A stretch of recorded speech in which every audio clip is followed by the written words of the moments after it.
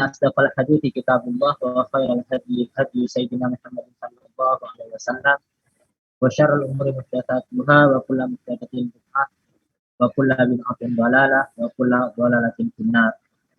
Allahumma inni a'udzubika an adilla au udalla au azilla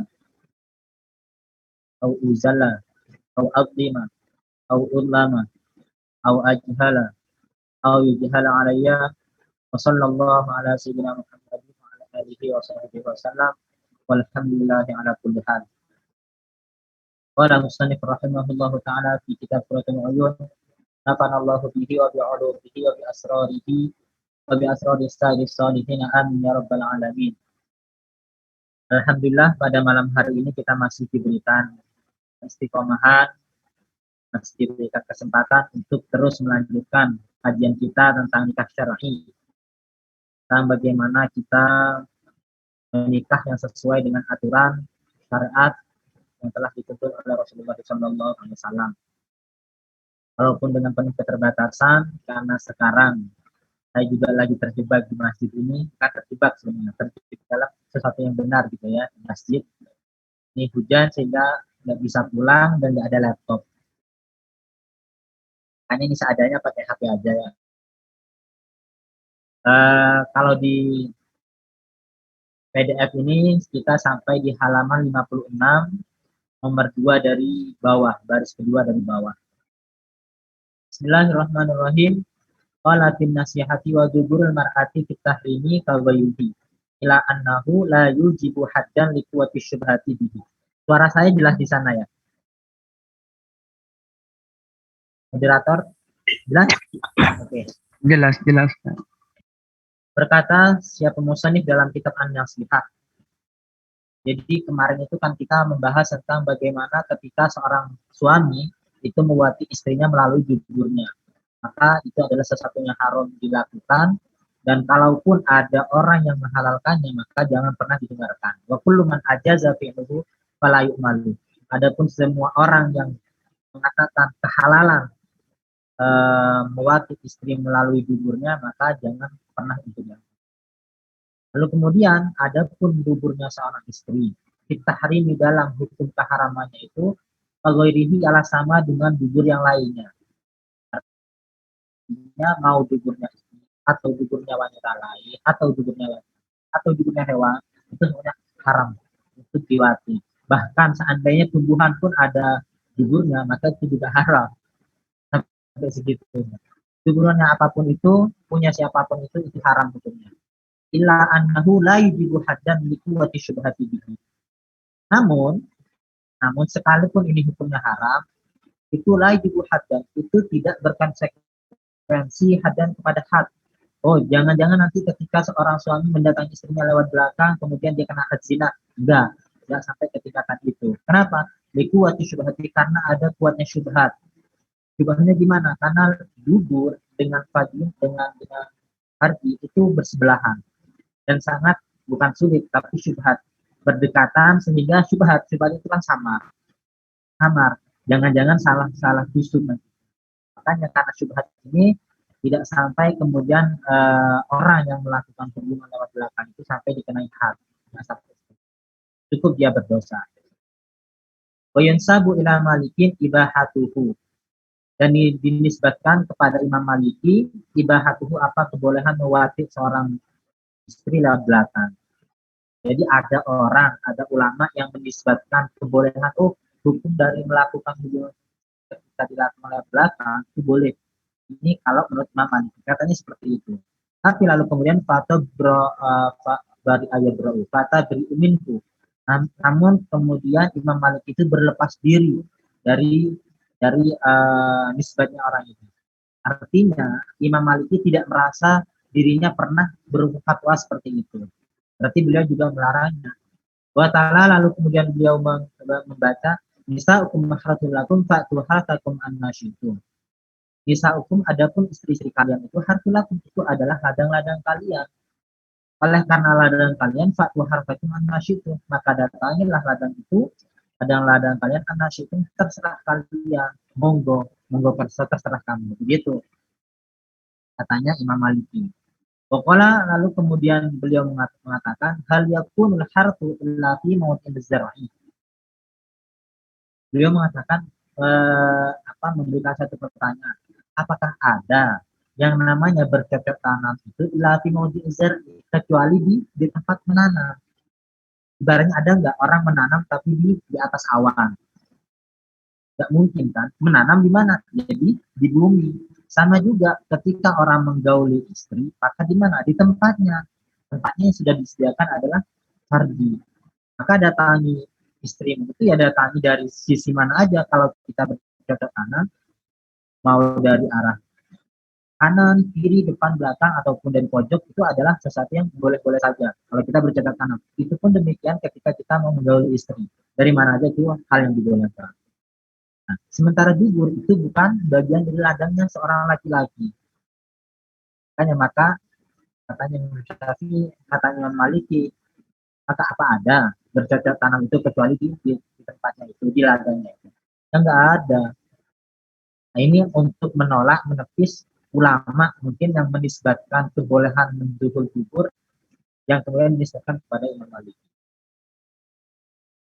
Wa innama adu ma amrul adbari annaha madadatun lil hikmati wa mu'anadatun lirrububiyyati bija'lil makhraji madkhalan.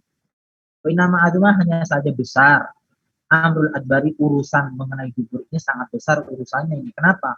Li'annaha, karena adapun dubur itu madadatun lil hikmah, itu bertolak belakang, kontradiktif dengan hikmah. Kontradiksi. Kenapa? Ya karena dubur itu adalah tempatnya keluar, bukan tempatnya untuk melakukan hubungan suami istri. Tidak ada tempatnya, sudah disediakan. Jangan berpindah ke belakang. Wa mu'anadatun lirrububiyyah, dan juga dia bertentangan dengan sifat ketuhanan. Gimana? Artinya apa? Artinya bertentangan dengan takdir Allah. Takdir Allah itu sudah menentukan ini loh tempatnya untuk dijauhi. Ini yang haram. Itu sudah ditetapkan. Kalau seandainya orang kemudian melakukan itu, berarti dia sudah bertentangan dengan sifat rububiyah. Bija lil makhraji matqalan, dengan menjadikan tempat keluar, output dijadikan sebagai matqal, sebagai tempat masuk. Dubur itu tempat keluar, jangan jadikan sebagai tempat masuk. Kalau itu kemudian dilakukan, maka ini dikatakan mu'adadatun lil rububiyah. Semama fi dzalika al mafasid fit tabiyati wal adatiyah wal adiyati. Kemudian juga sesuatu di dalam kasus ini, dalam kasus ketika menggauli istri lewat bibir itu minal mafasidati, juga terdapat kerusakan-kerusakan atau biati, baik dilihat dari perspektif kesehatan, wal adati, wal adiyati, dan kebiasaan. Jadi mau dilihat dari sudut pandang manapun. Ketika seorang laki-laki menggauli istri lewat bibir itu buruk. Kesehatan buruk. Dari agama buruk, dari kebiasaan buruk, dari naluri saja itu sudah buruk, itu sudah kelainan, itu sudah adalah kelainan, nggak beres ini, begitu, nggak ada baiknya intinya. Intah, selesai. Agak ke bawahan supaya nanti bisa lanjut.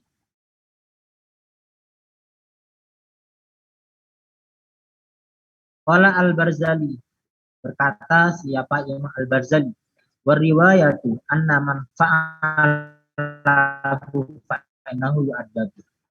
Adapun riwayat, ada riwayatnya, anna man fa'alahu, ada orang yang melakukan praktek ini, orang yang melakukan anal ya, orang yang melakukan anal, fa'innahu yu'addabu, maka sesungguhnya orang ini yu'addabu adalah diberikan pendidikan, diberikan pengertian bahwa itu adalah haram, itu tidak baik, itu tidak sehat. Ini anal ketika sama istrinya, itu ada haram, apalagi kepada orang lain. Intaha. Waruya an Abdurrahman ibn al-Qasim, diriwayatkan dari Abdurrahman bin Qasim, anna syartil Madinah dakhala ala Malik, bahwa ada seorang polisi di Madinah, dia menemui Imam Maliki. Fasa'alahu an rajulin rafa'a ilaihi. Lalu polisi ini menanyakan kepada Imam Maliki tentang seorang laki-laki. Rafa'a ilaihi, yang laki-laki ini melaporkan kepada seorang polisi. Jadi ada laki-laki lapor kepada polisi. mengenai kasus yang terjadi. Polisi ini kemudian konsultasi kepada Imam Maliki. Laki-laki ini lapor kepada polisi annahu qad ata imratahu fi duburiha, bahwa laki-laki ini setelah menggauli istrinya lewat duburnya. Faqala, lalu kemudian berkata lahu kepada polisi, Malikun Imam Maliki, jawab, Imam Malik langsung menjawab, aro antuwujji'ahu dorban. Aku berpendapat orang seperti ini dipukul, dikasih sanksi pukulan. Lain ada ila dalika farraqa bainahuma. Kalau sampai kemudian mengulang lagi kepada kasus yang sama, sudah diberikan pukulan, ditakzir gitulah ya. Dari takzir diberikan hukuman, masih lagi mengulang dengan kelainannya melakukan anal itu, maka dipisah, farraqa, dipisah keduanya. Karena dari diceraikan. Diceraikan kan sesuatu yang boleh-boleh saja sesungguhnya. Itu juga berubah-berubah ya tentang cerai itu ya. Tapi daripada dia melakukan larut dalam keharaman, maka lebih baik diceraikan. Itu fatwanya Imam Malik. Intaha. Wa amat tamatu ubidhahri duburi fatajuzu walau buat ditakai alaihi. Adapun bersenang-senang dengan luarnya dubur. Ini enggak masuk ke duburnya, tapi di luarnya dubur. Gimana hukumnya? Fatajuzu. Maka itu hukumnya boleh. Boleh misalkan ditempel-tempelkan itu boleh. Walau biwat zakari alaihi, sekalipun dengan meletakkan zakat di atas dubur. Jadi luaran dubur kan? Di luaran dubur, kemudian zakat itu ditempel-tempelin, itu masih dibolehkan. Itu masih dibolehkan. Nah, sampai dengan haram. Yang haram itu ketika ditusuk, dimasukkan. Illa annahu yuttaqo. Namun hal yang seperti ini, hal yang semacam ini yuttaqo, sebaiknya dihindari. Jangan dilakukan sebaiknya. Kenapa? Sad dan lid dari hati sebagai bentuk tindakan preventif. Ya, antisipasi. Sebagai bentuk antisipasi, khawatir kalau seandainya itu ditempel-tempelin, nanti kemudian berlanjut kepada hal yang diharamkan. Maka jangan sekali-kali mendekati terhadap sesuatu yang haram. Karena sebagai bentuk saddad dari'ah, tindakan preventif untuk supaya tidak terjerumus ke dalam perkara yang diharamkan.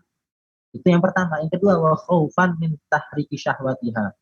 Juga khawatir nanti bergejolaknya syahwatnya si istri ketika kemudian ditempel-tempelin di bagian luarnya dubur, kemudian bergejolak yang sama istrinya kemudian dimasukkan.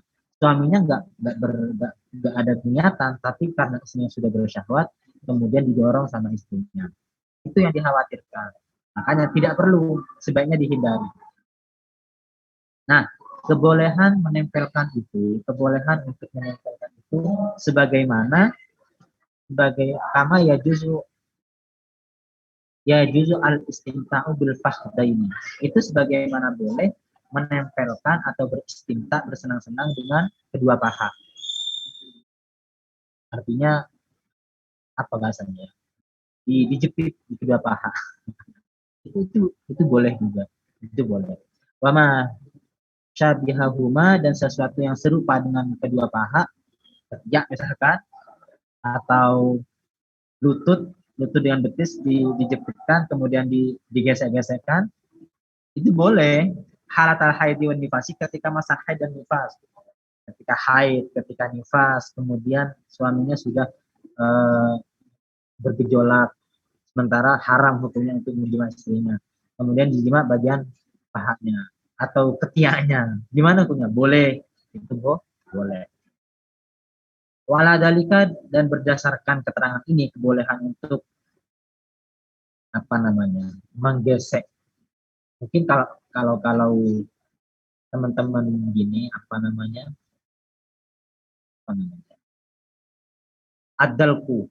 adalku itu menggosok-gosokkan ke bagian paha, yang kemudian oleh sebagian orang ditarik kepada makna yang kurang baik, dalak jadinya.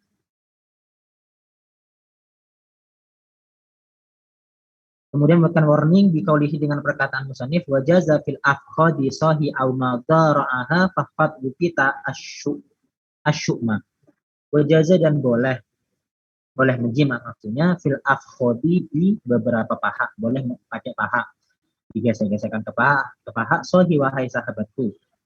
Auma atau sesuatu doro'aha yang serupa, yang sama dengan paha itu. Itu boleh. Fat maka jaga olehmu, bukita maka kamu akan terjaga, asyuma terhadap sesuatu yang buruk, terhadap keburukan. Artinya, kalau seandainya memang maksudnya sudah bergejolak, tidak bisa difarjikan karena alasan haid dan nifas, maka silakan jepitkan ke pahanya. Itu bagian dari solusi. Dan ini hukumnya boleh. Wasu'ilat Aisyah radhiyallahu anhu amma yahillu ar-rajulu min imra'atihi idza kanat haidon. Dan Sayyidatuna Aisyah ditanya amma tentang sesuatu yahillu yang halal ar-rajulu seorang suami atau laki-laki min imra'atihi kepada istrinya idza kanat haidon ketika istrinya itu dalam kondisi haid. Jadi Aisyah ditanya apa sih yang halal bagi seorang laki-laki ketika istrinya lagi haid. Faqarat lalu kemudian Siti Aisyah menjawab kullu syai'in ma khalal farja. Segala sesuatu selain farji itu hukumnya halal. Itu hukumnya boleh. Silahkan kalian beristimna atau beristimta bersenang-senang dengan seluruh bagian tubuh istrimu kecuali farji. Ma khalal farja. Selain farji. Tsumma masya alaihi an-nadimu rahimahullah minal jawazi huwa qaulul asbab. Adapun pendapat yang diberlakukan atau yang diambil oleh Nadim oleh Musannif Ibnu Yamun minal jawazi dari hukum kebolehan ini huwa qaulul asbab adalah pendapatnya Imam Asbag. Jadi mufakhodah itu ngambil paha, alak okang kalau bahasa Maduranya. Itu hukumnya kan boleh katanya. Hukumnya boleh dan ini adalah pendapatnya Imam Asbag. Tapi wahwa khilaful masyhur. Ini adalah pendapat yang menyalahi terhadap mayoritas ulama. Jadi mayoritas ulama masih melarang mufakhodah itu. Mufakhodah ngalakokan itu masih melarang. Al-musyari ilaihi yang ditunjukkan di qaulil mukhtasar dengan statement yang sangat ringkas. Apa itu statementnya? Wa muni'a al-haidu sihata salatin wa saumin ila qaulihi wa wati farjin au tahta izarin, yakni saddan lidzari'ah. Wa muni'a dan dicegah, dilarang al-haidu. Siapa orang yang haid, yaitu maksudnya haid di sini maksudnya haid, orang yang haid, dicegah sihata salatin terhadap keabsahan salat. Bisa salat, wa saumin dan juga nggak bisa puasa. Ila qaulihi juga sampai keterangan wati farjin dan juga dia dilarang untuk wati farji. Orang yang sedang haid itu dilarang untuk wati farjinya. Au tahta izarin atau sesuatu yang ada di bawah sarung. Kalau menggunakan sarung itu biasanya kan bainar rubah antara pusar dan lutut. Jadi sesuatu yang ada di antara pusar dan lutut itu masih sesuatu yang dilarang. Itu katanya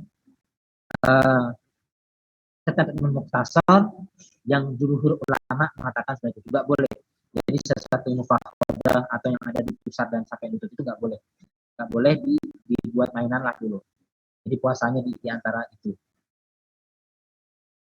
Sebagai apa? Yakni saddan lidari, yaitu sebagai bentuk tindakan preventif, sebagai bentuk antisipatif. Khawatir nanti kalau seandainya bermain-main dengan mufakhodah, bermain-main dengan paha, kemudian terlanjur nanti karena terlalu dekat dengan farji, kemudian nanti masuk. Itu yang dikhawatirkan. Jadi udah deh, nggak usah dekat-dekat dengan satu tempat itu deh. Apapun yang dekat dengan itu, paha misalkan dekat, udah dijauhin dulu. Jauhin dulu. Jadi memang masalah ini sebaiknya untuk dihindari. Kalau kita pun sangat bernafsu, ya udah, misalkan dengan nanti ada jalan lain. Dengan apa misalkan? Dengan menggunakan tangan istrinya. Yang ini nanti lagi akan dibahas. Farun cabang yajuzu lizzauji ayyastamya biyadi zaujatihi. Boleh bagi seorang laki-laki atau boleh bagi seorang suami ayyastamya untuk istimna. Istimna itu adalah mengeluarkan mani atau onani. Boleh bagi seorang suami itu onani biyadi zaujatihi dengan menggunakan tangan istrinya. Boleh, itu halal. onani, terus yang melakukannya itu adalah tangan istri, itu boleh. Ini bagian mungkin solusi bagi orang-orang suami yang istrinya sedang haid dengan cara yang seperti ini. Wa amma biyadi nafsihi fal jumhuru ala tahrimihi. Sementara kalau dengan menggunakan tangannya sendiri, elaponi dibi, nah, itu fal jumhur, maka ada pendapat yang mayoritas ulama jumhur ala tahrimihi, haram. Jumhur ulama mengatakan haram kalau menggunakan tangan sendiri. Tapi kalau menggunakan tangan istrinya itu mestinya dibolehkan. Ini solusi ya, solusi bagi orang yang hyper. Tapi kalau nggak hyper sih cuma menunggu maksimal 15 hari kuat ya. Kama fin nasihati, sebagaimana dikatakan dalam kitab An-Nasihat. Qala Al-Barzali, sa'altu anhu syaikhana Al-Ghabaraini. Aku bertanya tentang kasus ini. Tentang kasus istimna menggunakan tangan. Aku bertanya kepada siapa? Kepada guru saya Al-Ghabaraini yang bernama Al-Ghabaraini. Afta bil mani. Lalu kemudian beliau Syekhuna itu Al-Ghabaraini ini berfatwa bil mani dengan keharaman atau ketidakbolehan melakukan hal itu. Ansyadani, dan beliau bermunsyidnya wana kiful kafi bi khasfil jubla ya bihi yaumul qiyamah jubla.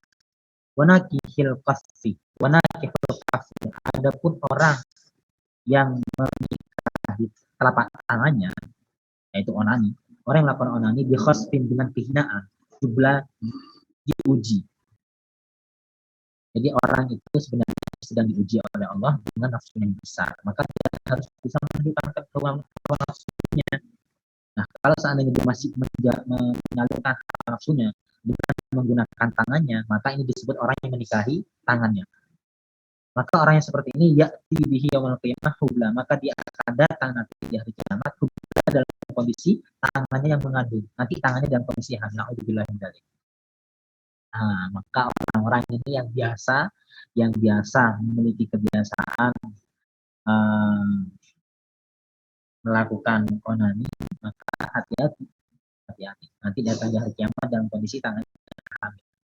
Masyara ila hukmil azli biqaulihi. Kemudian sekarang berbeda temanya.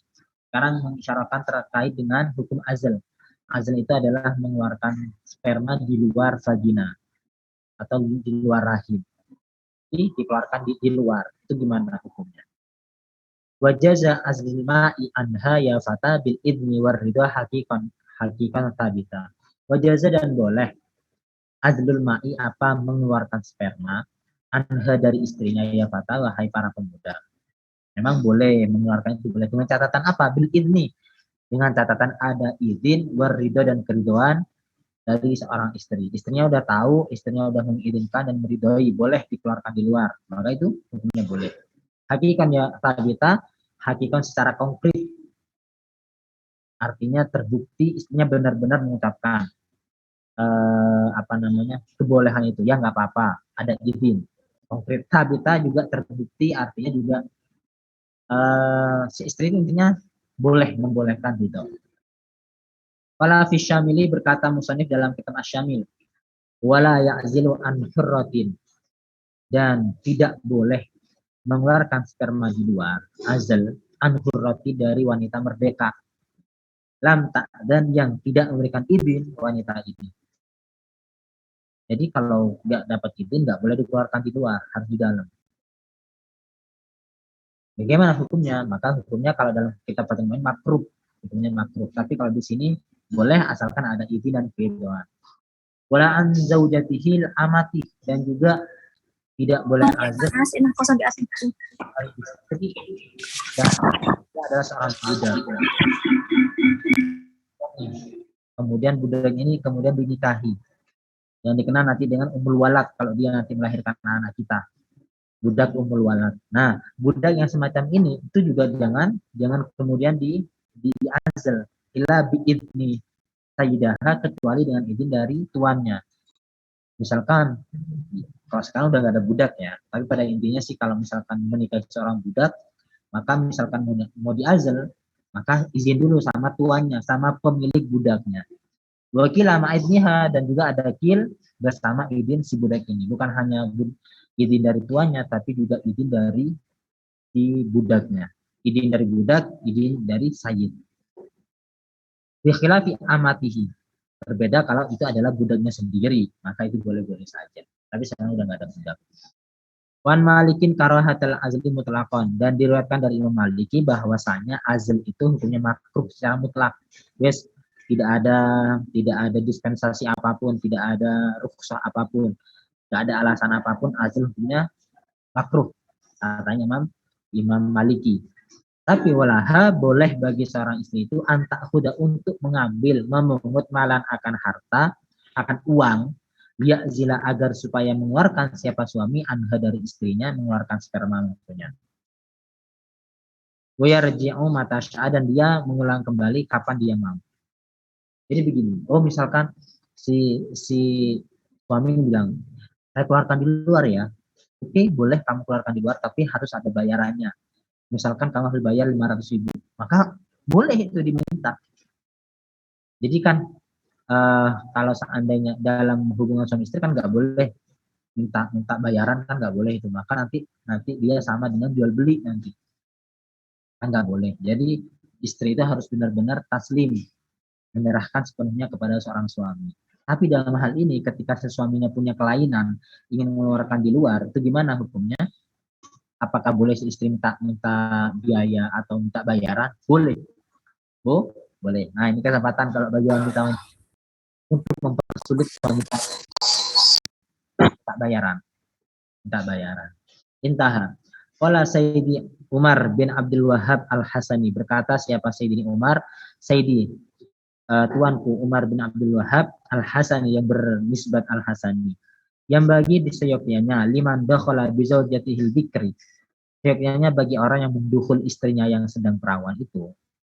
Artinya malam pertama nih, orang yang mendukhul istrinya al-bikir yang perawan, seyogyanya Allah ya'zil anha, seyogyanya dia tidak melakukan azl, dia tidak melakukan sperma di luar.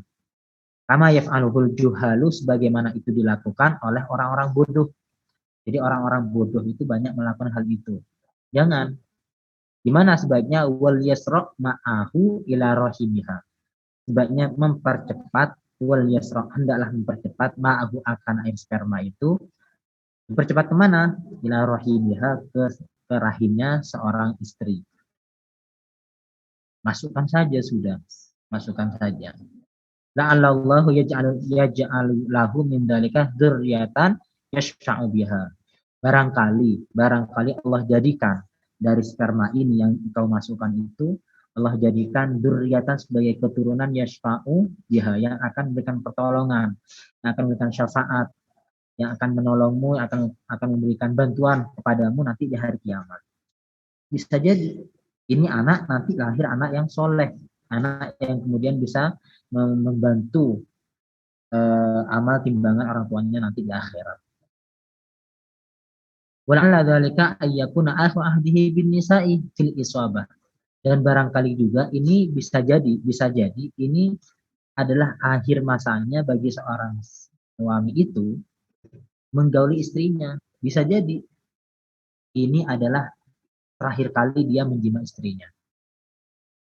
Jadi jangan dikeluarkan. Illa ya'manu ahadun minal mauti, karena seorang itu nggak ada yang aman dari yang namanya kematian.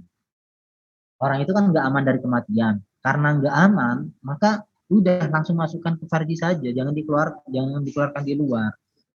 Kalau seandainya itu adalah waktu terakhir, adalah terakhir kali kamu berjima dengan istri, maka rugilah kamu. Kamu menjadi orang yang rugi. Maka intinya ini adalah anjuran untuk jangan sampai dikeluarkan di luar.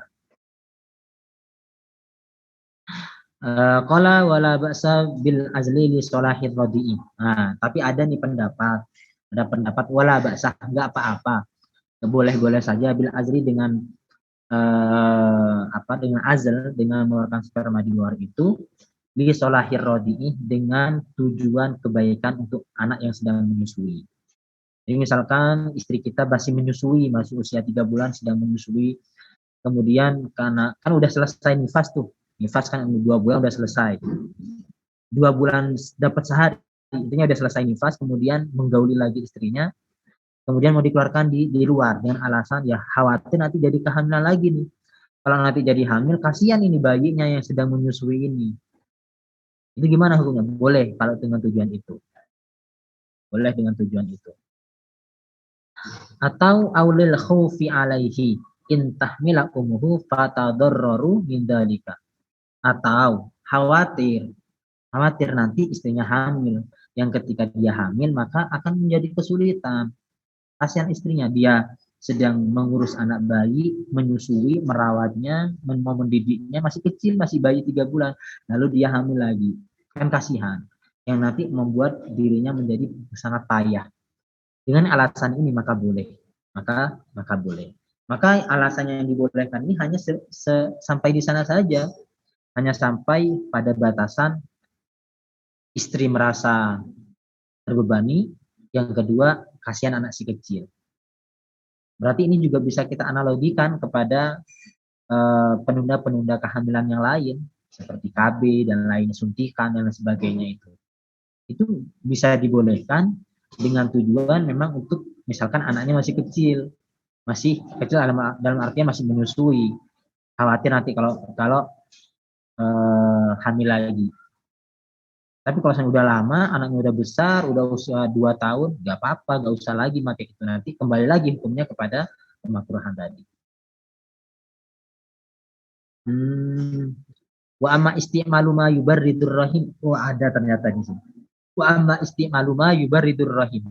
Bihaitsu la yaqbalul wiladata au yafsudu au yufsidu ma fi dakhir rahimi bahwa mamnu.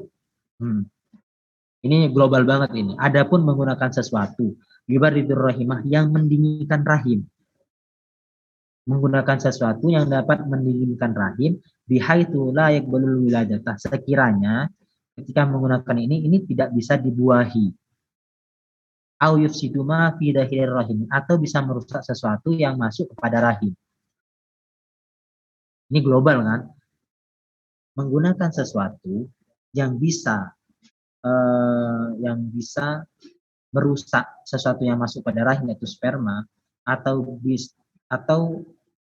menggunakan sesuatu yang bisa mencegah terhadap proses kehamilan, maka itu hukumnya fahuwa mamnu, itu nggak boleh. Nah, ini dia hukumnya KB nih. Kalau ditanya hukumnya KB, maka kita bisa menggunakan dalil ini. Hukumnya KB, hukum suntikan, kita bisa menggunakan dalil ini. Mamnu, nggak boleh. Kama nasu alaihi Ibnu Arabi, sebagaimana ditegaskan oleh Imam Ibnu Arabi, wa Ibnu Abdul Salam, dan Imam Ibnu Abdul Salam, wal Ghazali, dan juga Imam Al-Ghazali. Semuanya melarang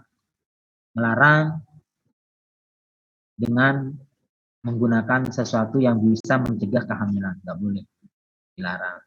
Kecuali dengan alasan tadi ya, 2 alasan itu. Waqad nabbaha an-nadimu, tinggal sedikit ya. Waqad nabbaha an-nadim rahimahullah ala dalika, kemudian Nadim Ibnu Yamun memberikan warning dengan syairnya, wajan dibistiqafa wal ifsada wa kulla sihrin la tarum fasada. Dan jauhilah olehmu atiqafa kepada busur. Tiqaf itu bermakna busur. Wal ifsada, dan kerusakan, pengerusakan. Wa kulla sihrin, dan segala sesuatu yang dalam bentuk sihir. La tarum fasada, janganlah kamu melakukan fasada kepada kerusakan.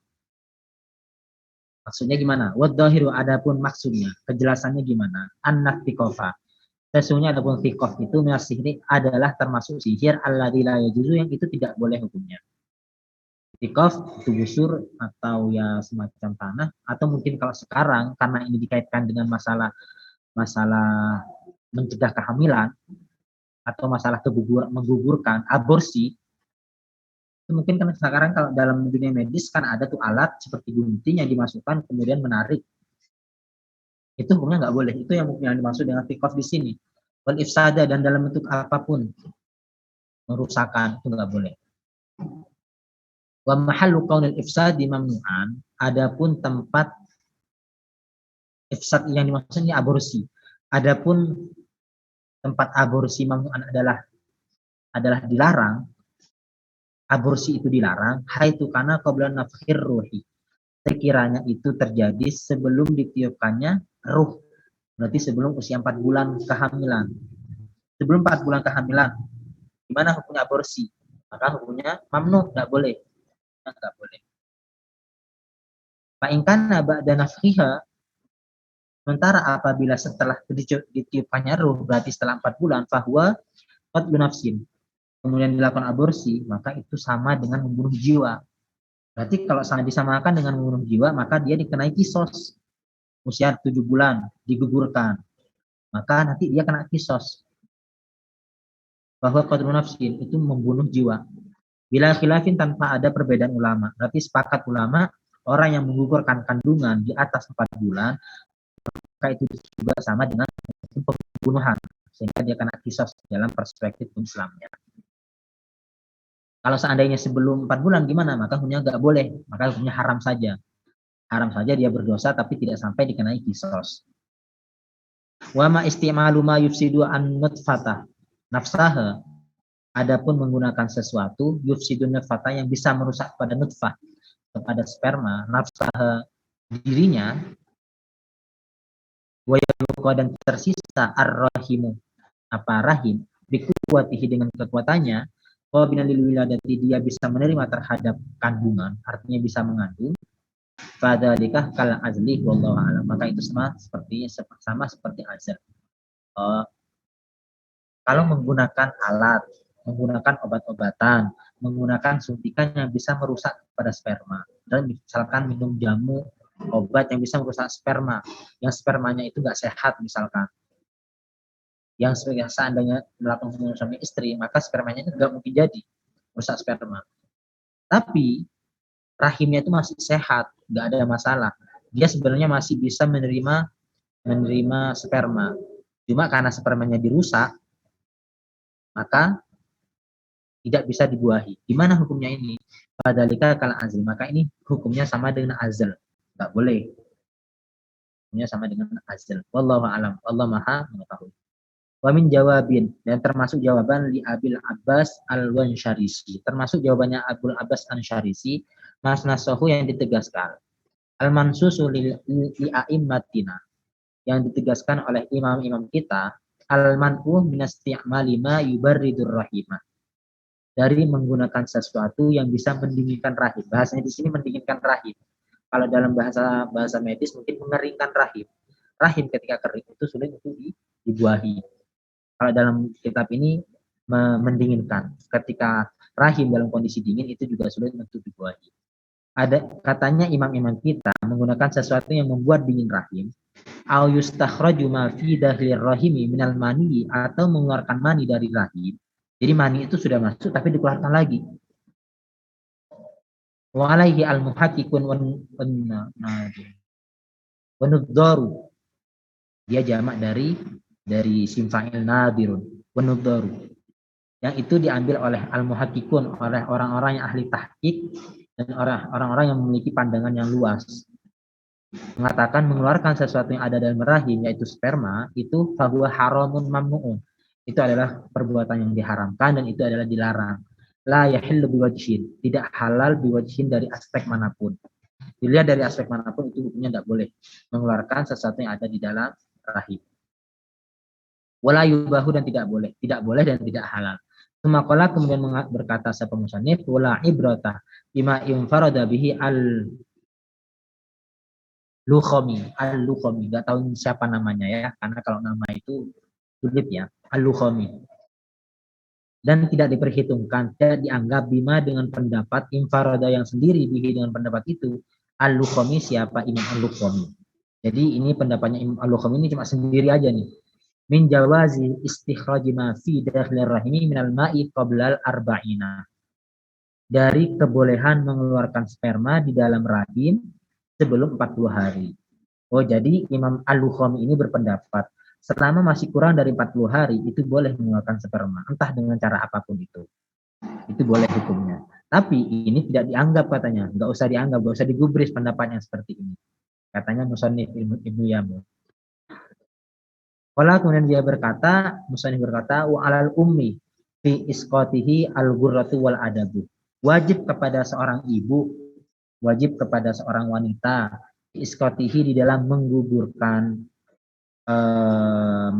anaknya, itu wajib al-ghurratu apa memerdekakan budak.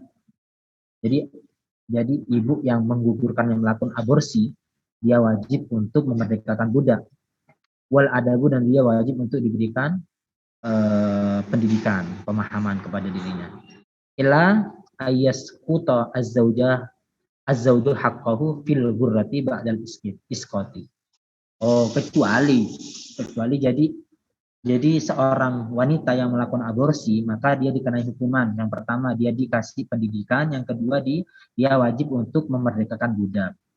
Tapi budak ini dia bisa gugur, nggak wajib untuk memerdekakan budak kalau si suami ini tidak menuntut.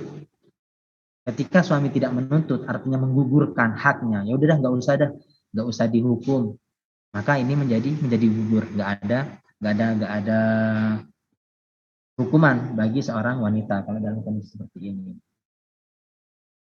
Faslun fi dzikri mawadi'in yuhdaru minal jima'i wallahu a'lam bissawab. Mungkin sampai di sini pembahasan kita pada malam hari ini. Walaupun dengan segala keterbatasan, semoga bisa menjadi ilmu yang nafi dan barokah. Silakan saya pasrahkan kepada moderator kembali. Baik, terima kasih. Mungkin dari teman-teman pertanyaan terkait materi.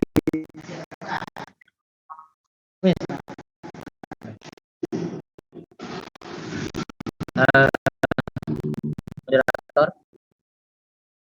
ini karena pada malam hari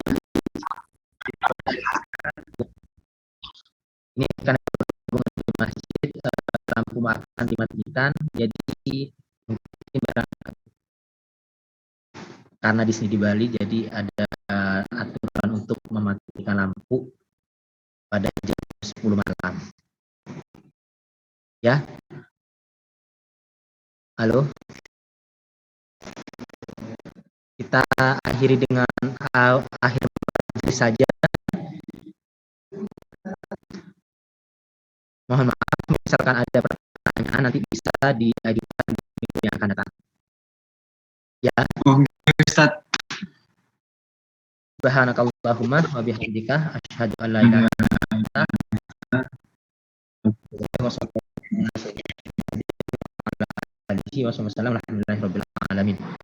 Waalaikumsalam warahmatullahi wabarakatuh. Terima kasih Ustaz.